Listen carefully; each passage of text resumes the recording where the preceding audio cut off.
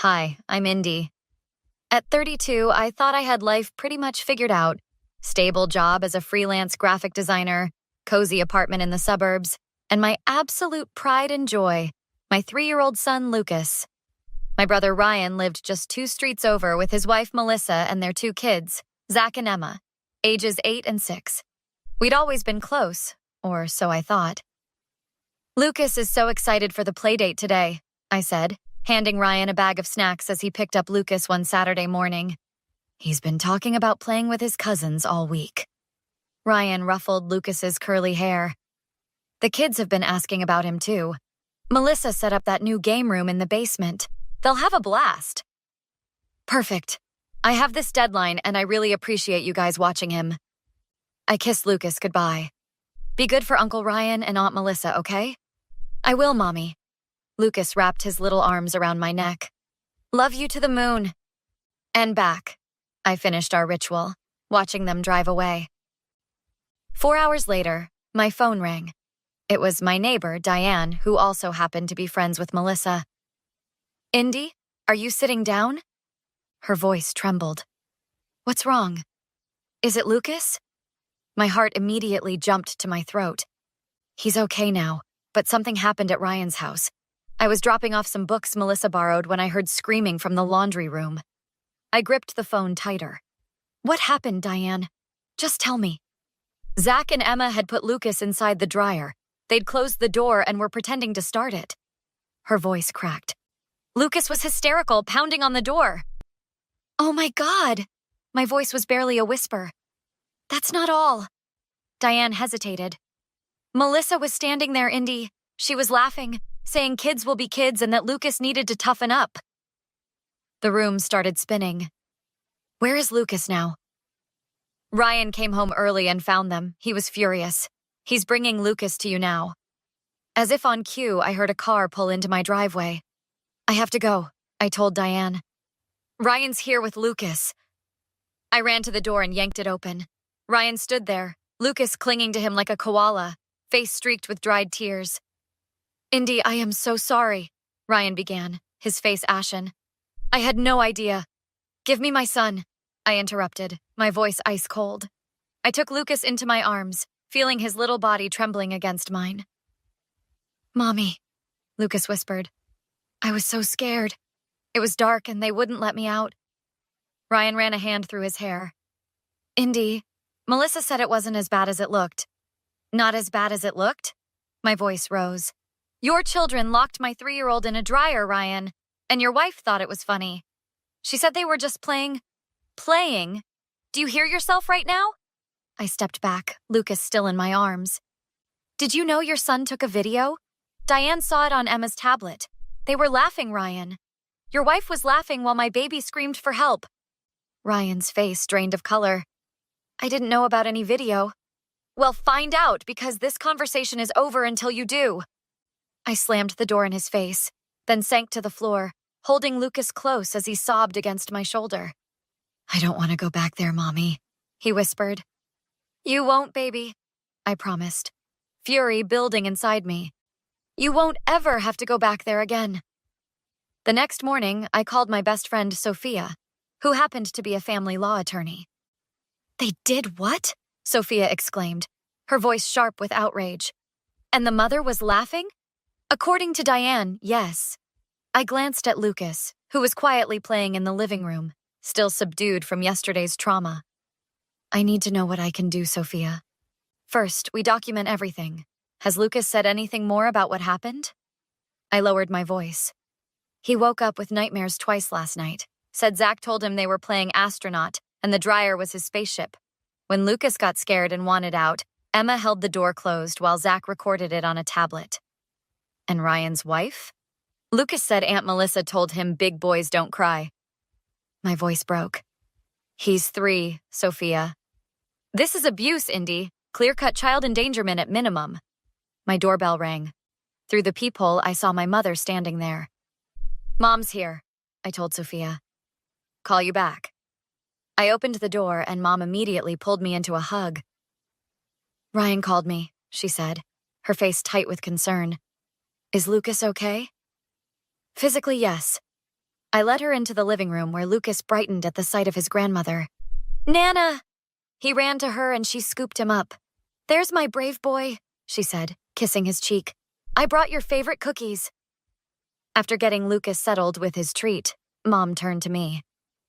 "What exactly happened, Indy? Ryan was all over the place when he called." I told her everything Diane had shared, watching her face transform from concern to horror to fury. "And now Ryan's making excuses for them," I finished. "Said they were just playing." Mom's jaw tightened. "I raised him better than that. Where is this video Diane mentioned?" "I don't know. Ryan claimed he didn't know about it." The doorbell rang again. This time it was Ryan, looking like he hadn't slept. "Can we talk?" he asked, not meeting my eyes. Mom stood beside me, arms crossed. "I think you'd better come in." Ryan stepped inside, stopping when he saw Lucas. My son immediately ran to hide behind my legs. "I found the video," Ryan said quietly, holding up his phone. "You were right." I took the phone and pressed play. The footage showed exactly what Diane described. Lucas pounding on the dryer door, crying, while Zach and Emma laughed. Melissa's voice in the background. "Oh, he's fine. Quit being so dramatic, Lucas. Tell your cousins you want to play something else." I handed the phone back, feeling sick. "You need to leave. Now." "Indy, I'm so sorry. I had no idea Melissa would—" "Would what, Ryan?" Mom cut in. "Find it amusing to terrorize her nephew? Stand by while your children traumatized a 3-year-old?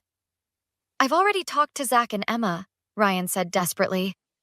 "They're being punished, and Melissa—" "I don't care," I interrupted. "You chose your family. I'm choosing mine." "What does that mean?" Ryan asked, paling.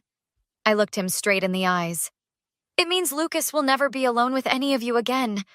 And this isn't over." "Your family, Indy," he pleaded. "We can work this out." "Family doesn't laugh when a child is terrified," Mom said firmly. "Family protects each other." "What are you going to do?" Ryan asked, his voice small. "What would you do?" I countered. "If it was Zach or Emma locked in that dryer and I stood there laughing?" He had no answer. "That's what I thought," I said. "Go home, Ryan, and tell your wife she better lawyer up." 2 days later, I stood in the local police station with Detective Mercer, watching as she reviewed the video on Ryan's phone. "This is clear endangerment," Detective Mercer said, her face grim. "The children's actions are concerning, but the adult's response is what troubles me most." "What happens now?" I asked, clutching the coffee cup she'd given me. "We'll need to interview your son. Very gently, I promise. And then speak with all parties involved." "I don't want Lucas traumatized further," I insisted. "We have specialists trained for children. Meanwhile," she slid a card across the desk, "I'd suggest you speak with this victim's advocate about obtaining a temporary restraining order." Outside the station, I ran into the last person I wanted to see, Melissa. Her face a mask of indignation.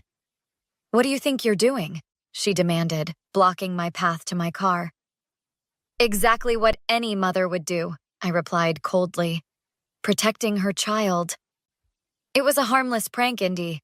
You're blowing this way out of proportion." I felt heat rise to my face.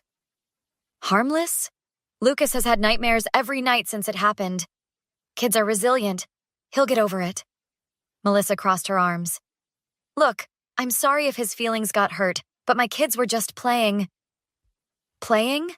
I stepped closer. "They locked a terrified toddler in a dryer while you stood there laughing. What kind of mother does that make you?" "A normal one who doesn't coddle her children?" Melissa snapped. "You've always been so precious with Lucas, treating him like he'll break. Maybe this is what he needed to toughen up a bit." Something in me snapped.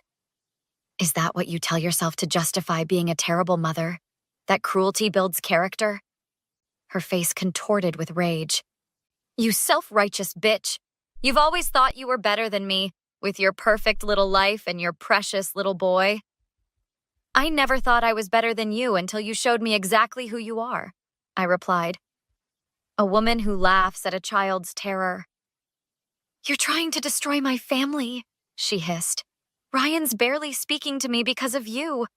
Ryan's barely speaking to you because of you, I corrected. He saw the video, Melissa. He heard you laugh while Lucas screamed for help. It wasn't that bad. It was worse. And now everyone's going to know exactly what kind of people you and your children are. Her eyes narrowed. If you push this, you'll regret it.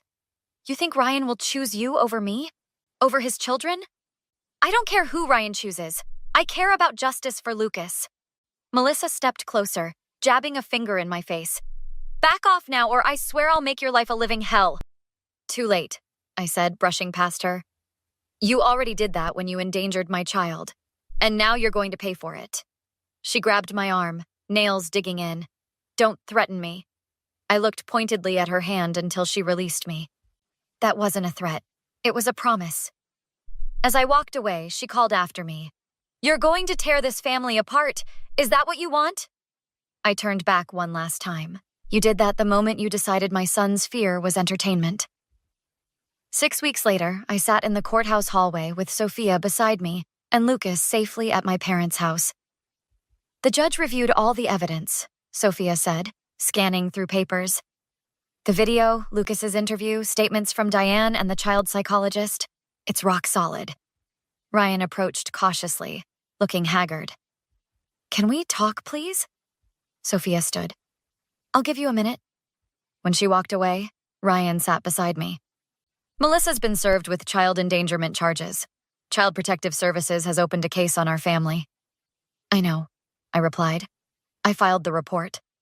Our kids have to see a court-appointed therapist now. His voice was hollow. They don't understand what they did wrong. That's the problem, isn't it? They learned from their mother that other people's pain is funny. Ryan ran his hands over his face. Melissa wants to apologize to Lucas. To you. She realizes now how serious this was. I turned to look at him directly.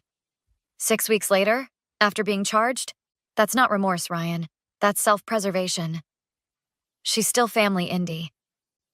No, I said firmly. She's not. Not anymore. The courtroom doors opened and we were called in. The hearing was brief but decisive. The judge granted the permanent restraining order against Melissa and her children, barring them from any contact with Lucas. Outside, Melissa waited with her attorney. When she saw me, she hurried over, her face a picture of contrition. Indy, please. Her voice broke. I know I made a terrible mistake. I've been taking parenting classes. I'm in therapy. Please don't do this to our family. This isn't about our family, I replied calmly. This is about my son, who still checks inside the dryer before going near the laundry room, who asks me every night if the doors are locked so mean cousins can't get in. I'm so sorry, she whispered, tears streaming down her face. I never meant... But you did, I cut her off. You meant to laugh at his fear. You meant to teach your children that cruelty is funny. And now you have to live with the consequences. What can I do to make this right? She pleaded. Nothing. There's nothing you can do except stay away from my child. Forever. Ryan stepped forward. Indy. You need to choose, Ryan, I said. Not between me and Melissa, but between right and wrong. What kind of man, what kind of uncle do you want to be? I walked away, leaving them both standing there. Outside, Sophia waited by her car. You okay? She asked. Getting there, I replied. For the first time since it happened, I feel like Lucas is truly safe. That evening, as I tucked Lucas into bed, he asked the question that had become our nightly ritual. Are all the doors locked, Mommy? Yes, baby. All locked up tight. I smoothed his hair back. And guess what? We don't have to go to court anymore. The mean people can't come near you ever again. His little face relaxed. Promise? I promise. I will always keep you safe. I kissed his forehead. That's what real family does. Later, I sat on my porch with Mom, watching the stars come out. Ryan called, she said quietly. He's moving out of Melissa's house. Said he needs time to think. I nodded, unsurprised. He'll have to choose eventually. And if he chooses her? I took a deep breath.